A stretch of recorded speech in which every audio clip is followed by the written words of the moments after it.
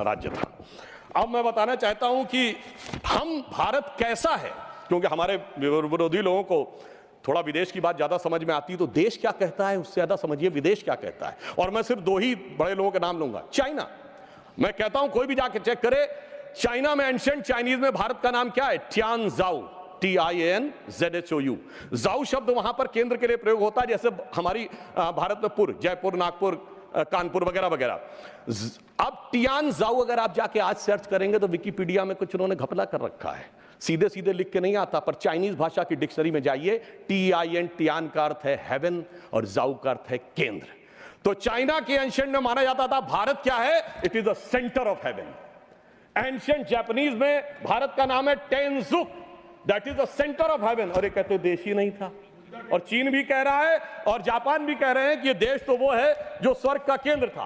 अब मैं बताना चाहता हूं, मिडिल ईस्ट में, अरब में 8वीं और 10वीं शताब्दी में जितने भी बड़े बड़े अरब के राइटर्स हुए, चाहे इब्ने असीर हो, इब्ने कसीर हो, इब्ने तबरी हो, इब्ने खल्दून हो, उन्होंने क्या लिखा है? अजीदुल रिहल उल इलामीन बिल इलादुल हिंद, यानी when I look towards the India the cool breeze of knowledge comes to us. तो इधर का भी, पूरब का भी बता दिया, पश्चिम का भी बता दिया, मगर हम क्या करें? आर्थर शोपेनहावर ने लिखा इंडिया के लिए कि यहां पर product of highest human wisdom की ऊपनिषदिक फिलॉसफी आई है। ये हमारा देश था, मगर अफसोस आज भी लोग ये कहते हैं कि जब माननीय प्रधानमंत्री जी ये कहते हैं कि Bharat is the mother of democracy, तो ये संविधान की मूल भावना के अनुरूप कहते हैं, मगर अभी भी कहीं कहीं लोगों को डिफेंडर्स ऑफ डेमोक्रेसी कहीं और से नजर आते हैं।